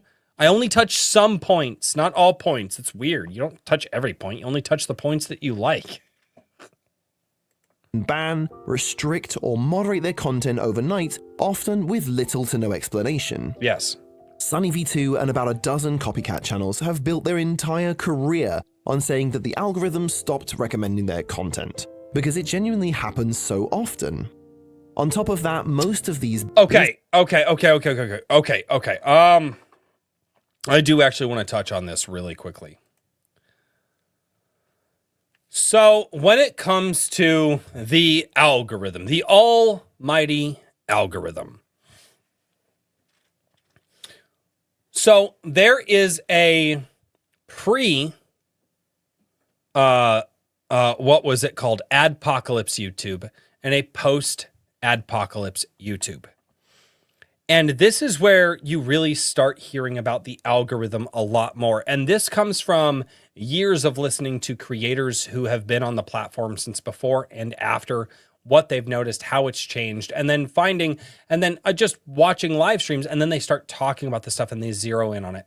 So pre-Adpocalypse, everybody's on the platform, and YouTube just goes, oh, hey, you watched this creator, they collabed with this creator, they collabed with that creator. We're just going to show everybody on the platform everything. After the Adpocalypse happened, YouTube got really scared that a lot of their advertisers were going to pull out. So what they started to do is they tweaked the algorithm to still do the thing that ultimately it always did, was keep people on the platform. But what it did, did what a lot of people are calling siloing. Now, siloing is effectively what's being used to say, you watch this type of content? Okay, cool. We're only going to show you this type of content. And depending on how that content kind of branches out, or how creators themselves will title or use tags or whatever to direct more traffic to them, you watch a video, well, you watched a video with all these kinds of tags, with this kind of title, it's going to direct you kind of in that way to keep you in your lane. And the reason being is because they do not want people, and it was so BS if you know the story behind the Adpocalypse stuff. It was like Steven Crowder said something about, I don't know, some dude, some guy from Vox Media. I can't remember entirely. It was a joke. And they were just, it was very much okay to go after conservatives and bury them at the time. But what it did is it basically said, okay, we want our advertisers on the platform to feel safe about the videos that their advertisements are being posted on. And if somebody gets hella mad about it and starts posting a bunch of videos about, did you see this video and this advertiser was on this creator's channel? It's going to keep that content siloed into a specific part of YouTube and a specific viewer base of YouTube, so it doesn't get widespread across the entire platform. And that's the difference between pre-Adpocalypse YouTube and post-Adpocalypse YouTube. Before Adpocalypse, everybody got to see everything. Now, post-Adpocalypse, they want to make sure that they kind of keep people in their lanes as viewers and as content creators. And so, content creators who were around before the Adpocalypse saw a massive decline in viewership and are still seeing that today, because they are constantly tweaking it to make sure that if there is an outrage in a particular genre of content, it doesn't break out into the wider known YouTube ecosphere, which again is why a lot of the Mr. Beast stuff, even though a lot of people were covering it, never actually broke out into the wider ecosphere, is because a lot of that was considered drama content or entertainment content that wasn't necessarily associated with Mr. Beast, even though it was about him, but it was more so associated with the drama around Mr. Beast, creating a silo that the people who were watching that content stayed in. And this is where you have to start to kind of understand how to create content in the silo that you're in, and you can still grow. You can still grow absolutely massively in that. The problem is it doesn't get shown to everybody. So maybe you make a video and you title it slightly wrong and you tag it slightly wrong, and YouTube is like, oh, they're trying to break the silo. They're trying to go out to something else.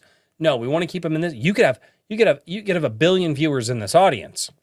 But if you title that video wrong, thinking, oh, this audience is going to watch it, but your audience 1 is going to watch this video because I'm making it for audience 1, but you title it slightly wrong, and it's like, oh, YouTube thinks that you're trying to reach out to audience 2.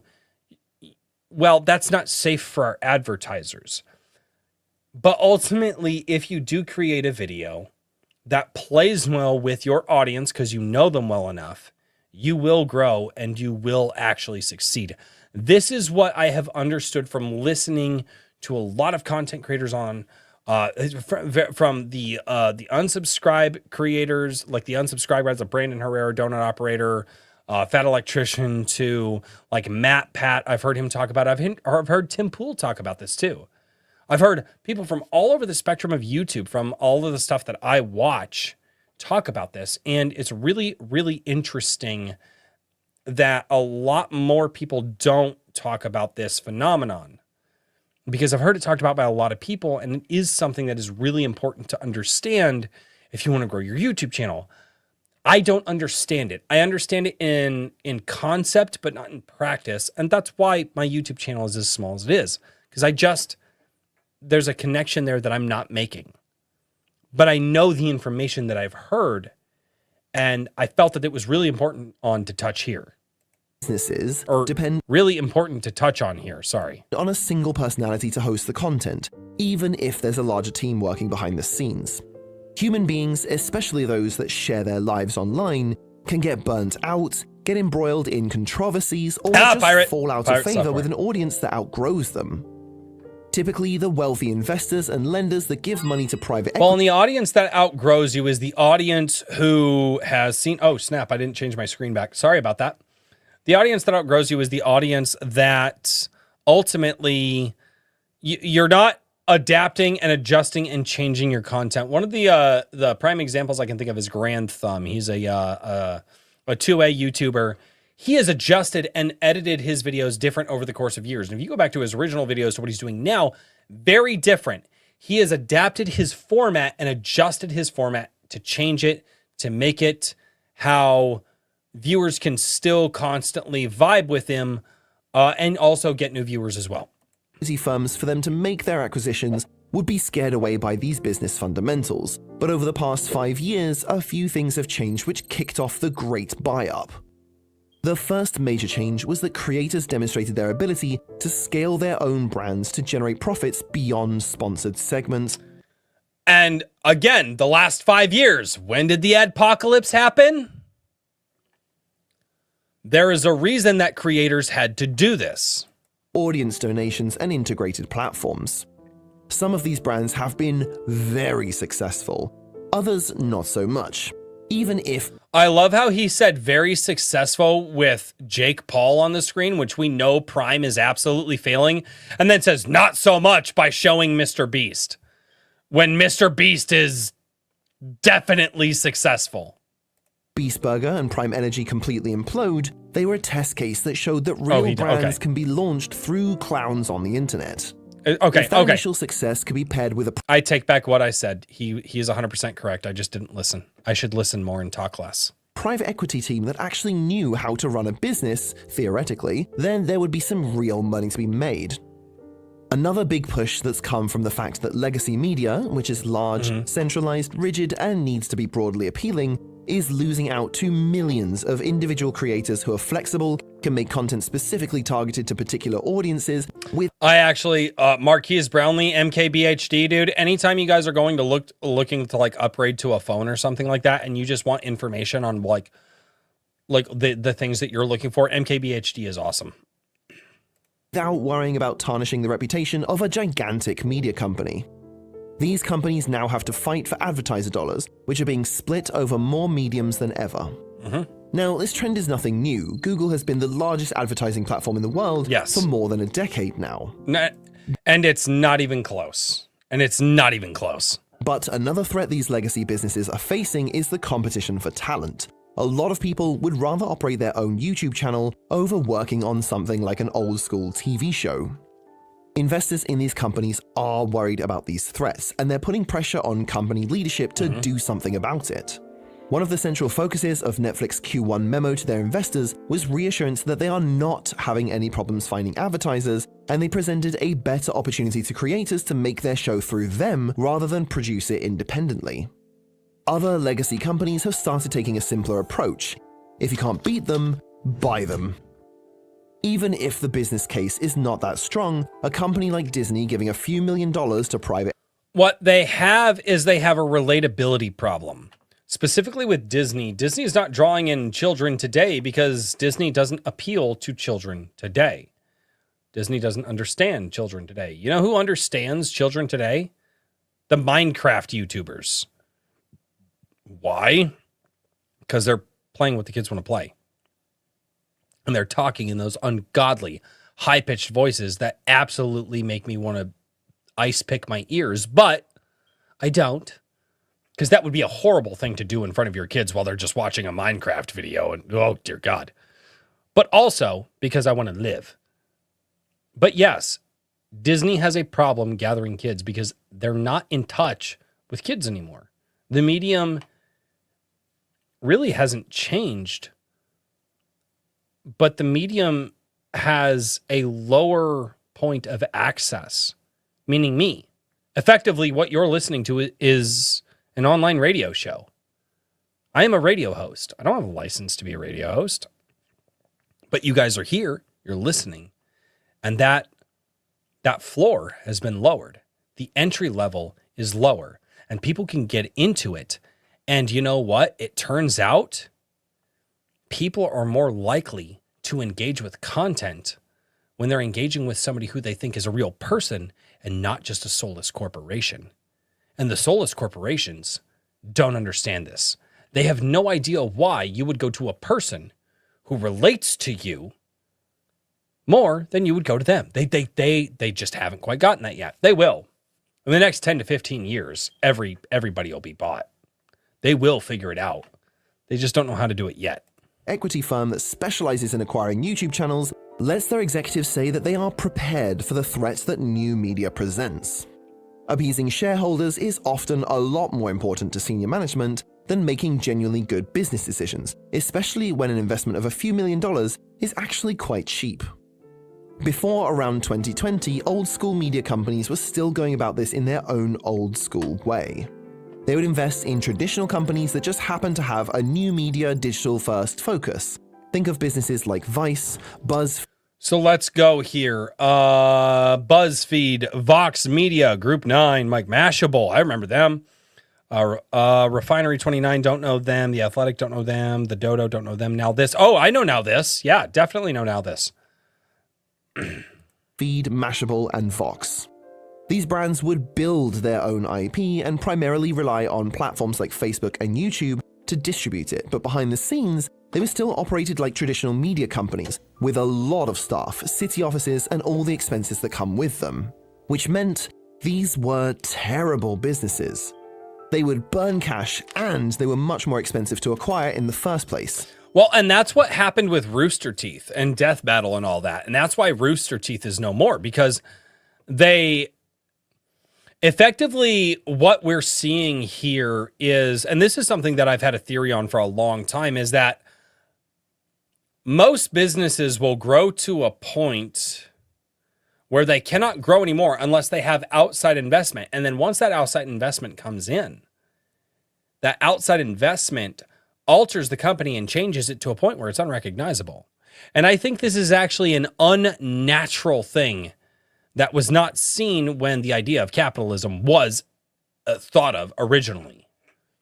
Outside investment was not something that was part of capitalism originally. And I think the idea behind it was every company grows as large as it can, and then it just sustains itself there for where it is. But human greed was not factored into this. And it's something interesting. Vice Media was once valued at over $5.5 billion. That's an unreasonable valuation for an organization that primarily distributed through a YouTube channel and a Facebook page. These are pages that get similar monthly viewership to Atriox's Daily Clips channel. Now, clearly these are not the same thing, but one is obviously much cheaper to operate than the other, on top of being generally more advertiser-friendly. The channel Modern MBA did a deep dive into these companies and their respective failures. He did a better job than I could ever do, so instead of retreading the same details, I'll just leave a link to that video if you're interested in that comedy of errors. But the point is, the legacy media companies that wanted to protect themselves against a wave of social media by throwing money at it needed a new solution. Instead of investing in companies to build an online audience, they could just invest in private equity firms that would buy out people who already had an audience. And then What's so funny too is these companies come in, and this is something that everybody knows. Everybody knows this. Yeah, capitalism doesn't equal endless growth. Yeah, exactly. They buy these companies because they're successful, and then they tell them, no, change yourself because you need to be brand friendly. It's like, but you bought me because I wasn't brand friendly. This has been talked about for years online, and it's so funny that it keeps coming up and it keeps coming up and it keeps coming up. And again, when are these asshats going to be smart enough to recognize it? And there's the private equity industry itself. Over the past 20 years, the scale of private equity operations has increased from less than a measly $1 trillion to over $12 trillion today in America alone, according to Preqin, a data firm who are themselves owned by 12 T's! That's insane! I'm touching buttons. That's nuts! With this much money to manage, they've simply run out of normal businesses to acquire. New private equity managers who want to start their own funds are— Not if you ask them, there's always businesses they can acquire. I bet if you went to them right now, they have a spreadsheet of at least several hundred businesses that they can acquire. Guaranteed that they have businesses they still think they can acquire. Are entering a very saturated market, and one of the best ways to differentiate themselves is to invest in businesses that nobody else understands. According to public releases, the biggest firms in the YouTube space have collectively raised about $2 billion and borrowed an additional $2 billion on top of that. God so it's bless still America. Quite a small part of the overall private equity market, but that's still more than enough money for it to become an increasingly large part of your home screen. Now, for the creators themselves, this is a— Oh, MatPat. That was from his Goodbye Internet video. I remember watching that going, wow. This is a sad day for the internet with MatPat leaving. Everybody, you watch MatPat? Yeah. Yeah, I used to sit down and I used to watch MatPat with my kids and my family because you know what? For the most part, he kept most of the politics out of it, outside of a couple of videos where he's forced to mention it. But you know what? I watched FNAF videos with my daughter. I watched the Mario Odyssey playthrough with my kids. MatPat videos would come up. We'd go watch him. It was a sad day when he left. He was fantastic for family entertainment on the internet. He was. He talked about science and math and gave me the opportunity as a dad to talk. Oh, MatPat was great. Now he's going into political stuff, and I don't know. We'll see if MatPat continues to be a friend or an enemy. He's probably an enemy. Perfectly understandable decision to make. Online fame can literally collapse at any second for any reason. So if they can sell— You mean like normal fame can? That's why they call it the 15 minutes of fame? part or all of their channel and secure that bag, I don't think anybody should begrudge them for doing it. But it will inevitably change their content slowly but surely over time. Yes. One of the things that made YouTube channels a viable investment— If I start making hella amounts of money, I'm going to change. Like, I mean, am I going to change personally? Am I going to change my morals and values? I don't think it would. But if I start making a lot of money, I'm going to change how I do my content to keep bringing in that money. So I can, I don't know, maybe have a savings account. That'd be cool. I want to have a savings account with $5 in it. That's the dream. Hashtag $5 club.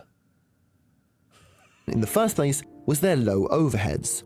A team of 2 or 3 people with off-the-shelf equipment can produce content that would have taken a whole studio at legacy media companies. But when a channel is acquired by a private equity company... Okay, so that is actually the new host of Film Theory over on Matt Pat's channel, because he walked away. They become the overhead. The analysts, business development managers, strategists, and acquisition teams all need to be paid as well. This means that to maintain profitability, the channel needs to make more revenue, which means more videos, more questionable sponsorships, more products. The investors in these firms also want to see consistent and continuous growth, which means they need to play the YouTube game with low-risk videos that are guaranteed to do well with the algorithm, accompanied by hyper-optimized thumbnails. Ultimately, what this means for you is that the content you watch... Legitimately, if I could just have somebody help me figure out hyper-optimized thumbnails, I think I would do well. Shekels, I'm kidding. No, you're not. You're not. Don't say you're kidding, Andrew. It's going to become more generic and safe within the parameters of what will optimize retention. This also works with a private equity business strategy called rolling up, where multiple acquired channels will share management resources with one another. So if one thing works well for one channel, it'll be rolled out amongst all the channels in a portfolio.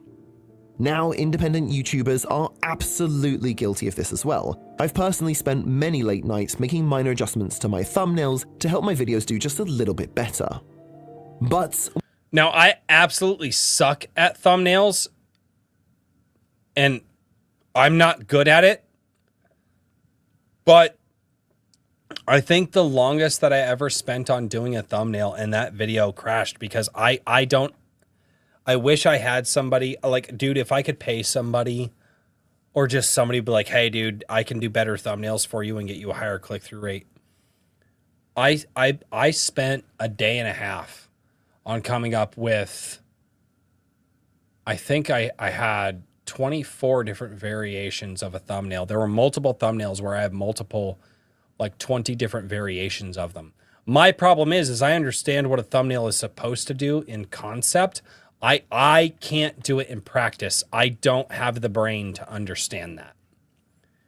And at this point, I'm just doing lazy thumbnails because it's like my lazy thumbnails do better than the thumbnails that I spend a day and a half on. And so where's the ROI? Well, the ROI is if I just slap some letters over a bland ass screen, that's going to work better for me.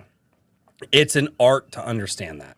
Without a bloated team that needs to be paid and investors that need to be kept happy, independent creators do have a little bit more leeway to take some creative risks from time to time. Rolling up and hyper-optimization is only going to accelerate a trend of every single piece of content on YouTube moving towards the same generic but effective formula.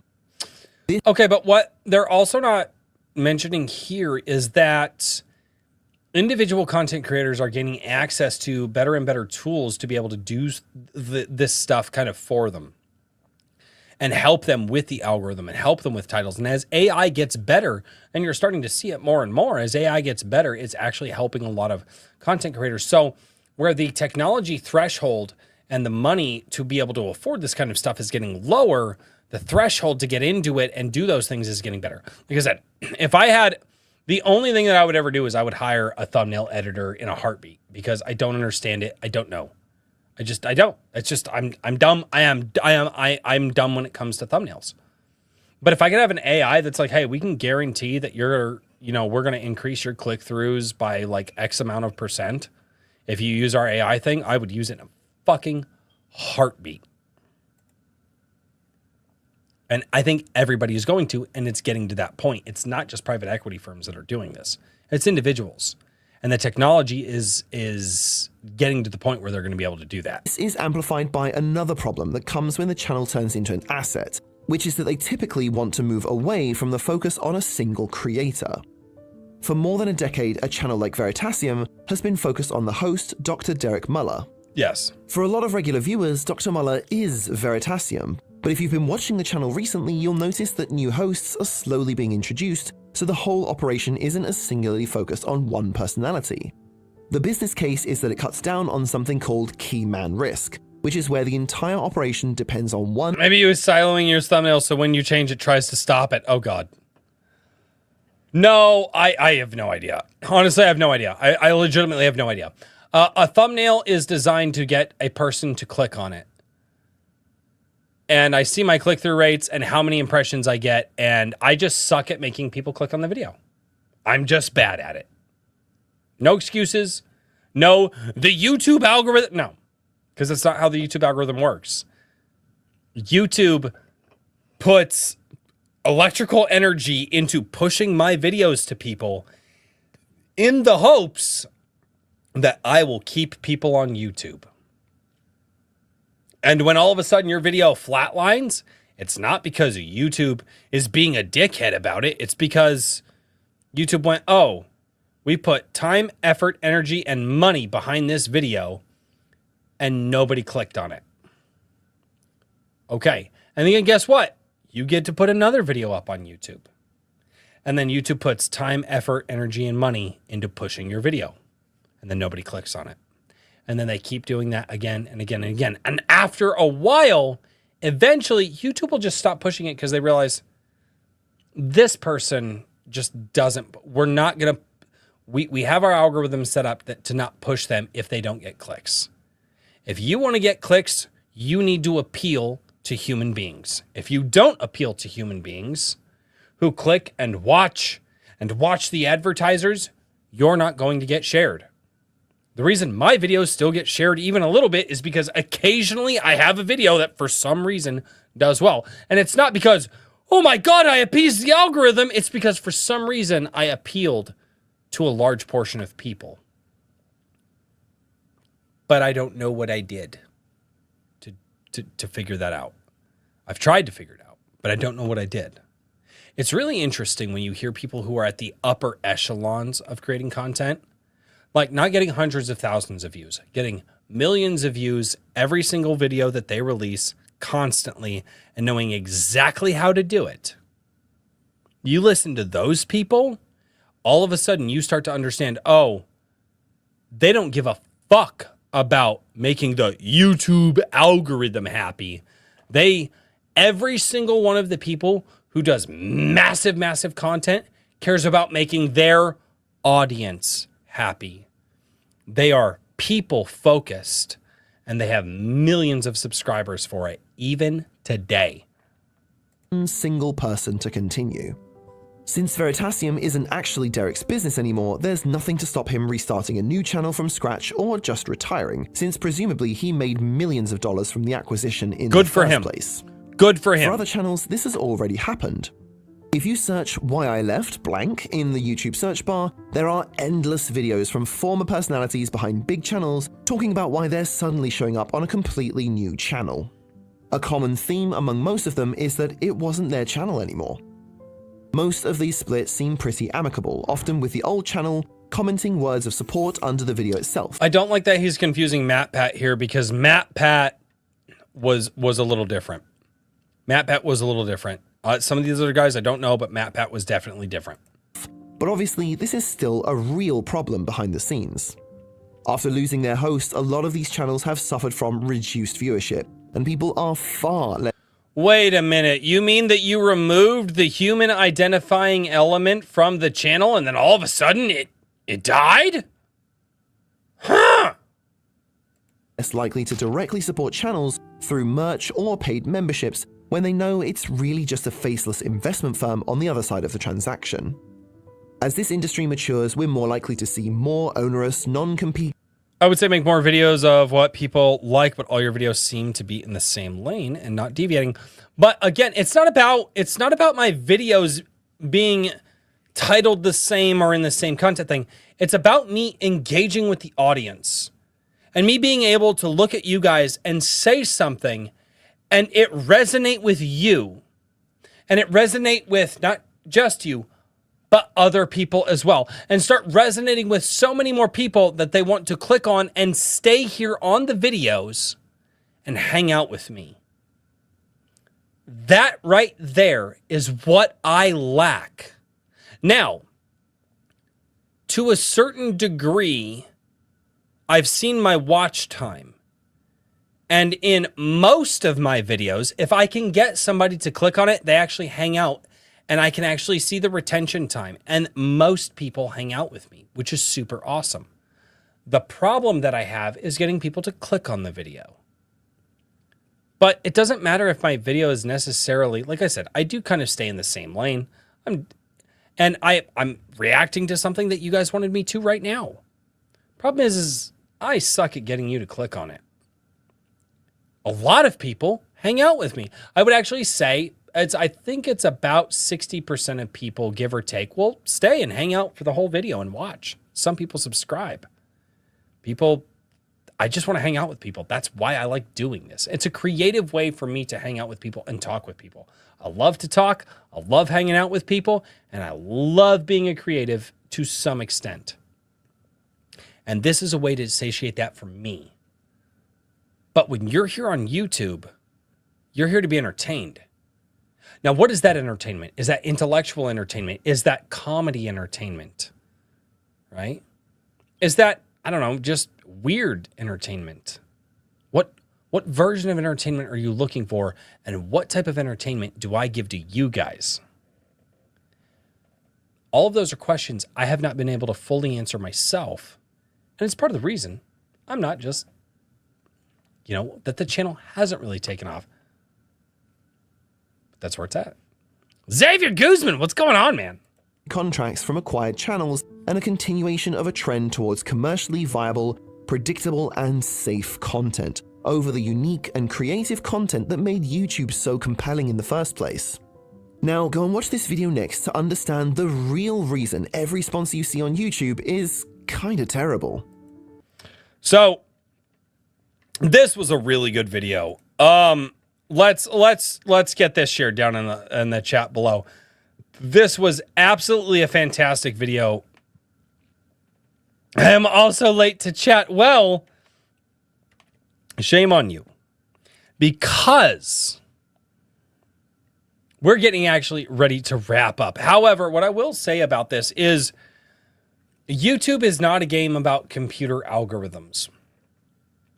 And I've been listening to a lot of people who are still high level today. And I've actually seen a lot of channels after people say, it's just the algorithm, and these channels just grow.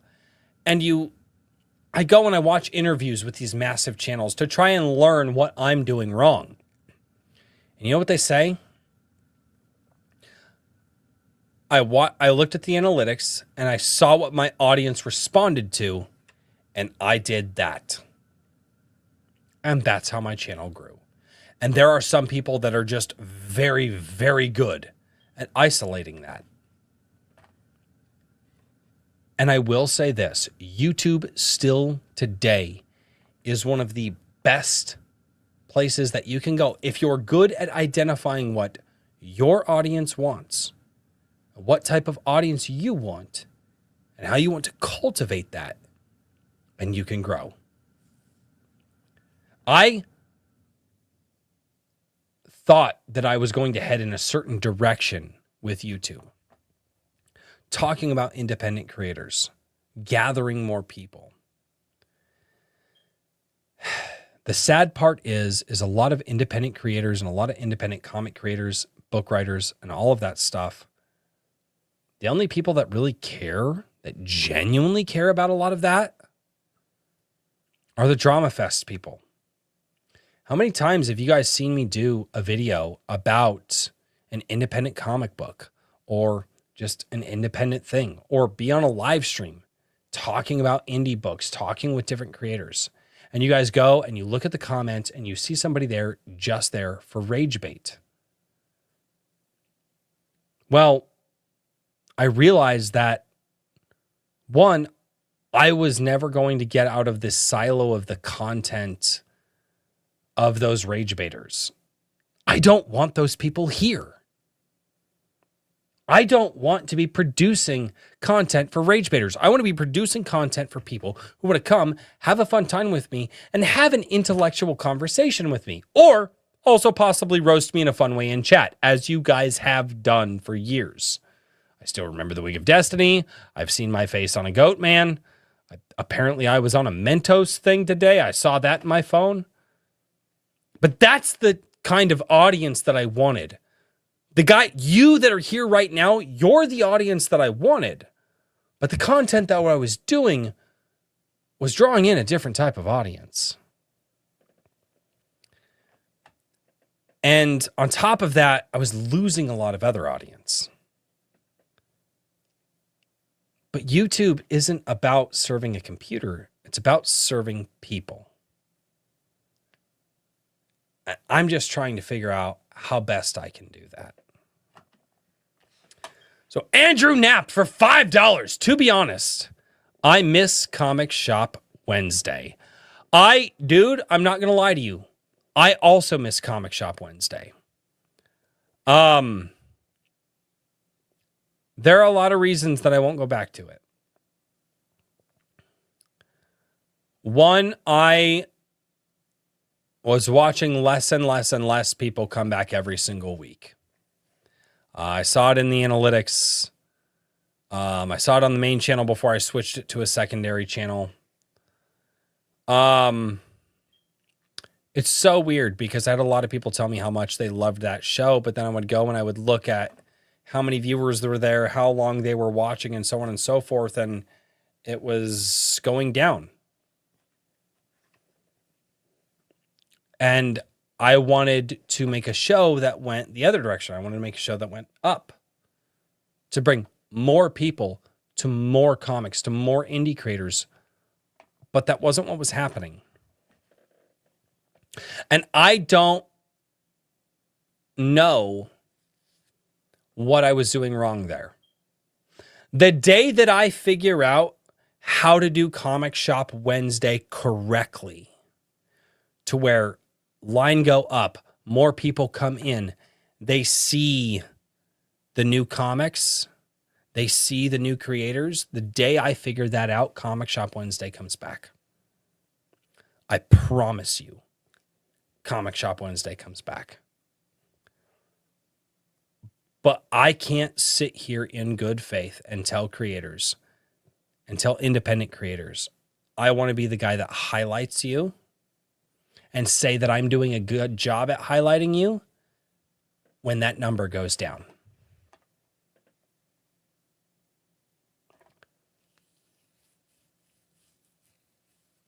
I hope that I figure it out.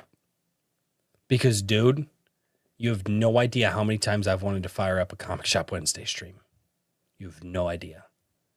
Sunday Coffee, same thing. Number go down on Sunday Coffee. I don't know why. Well, the base answer is I'm doing something wrong. But I haven't identified what that is. In an exotic wedding dress? Yes. Naked on a bearskin rug? Yeah, that was also there too. And as Dylan Mulvaney? Yes. All of that was there. All of that was there. But ladies and gentlemen, thank you all so much for tuning in to A Drink with Crazy on Monday night's live stream. You have all been absolutely fantastic. I have been less than fantastic. But if I can steal some of your valor, I have been fantastic because you have been here. And you have been fantastic. Which means that you have rubbed your fantastic on me. No, ooh, that was bad. Don't say it like that. No, you have not. Really need to learn phrasing. Thank you so much, Six. I appreciate you. I've been trying to pick out some really interesting things that not only I can turn into videos throughout the week, but also I can engage with you guys and give you guys information for those of you who want to hang out with me. Seriously, I've been really thinking about this stuff. Also, I'm not going to sleep again tonight. I had way too many energy drinks today. Way too many energy drinks. Maybe I just need to go drink a bunch of beer. That'll put me to sleep. That's healthy, right? If I drink like 4 energy drinks and I drink like 12 beers, that's healthy, right? That's how we do? No? Maybe not. That's probably not healthy. You probably shouldn't do that. I appreciate you. Later, The Hedge. It's good to see you guys, man. Oh, Thursday night. By the way, guys, Thursday night. Pass it around. We're going to be back here on Thursdays. Thursday at 6. If you guys have anything dope that you want to show me, share it. And tag me over in the Discord. And as always, ladies and gentlemen, until next time, cheers, everybody.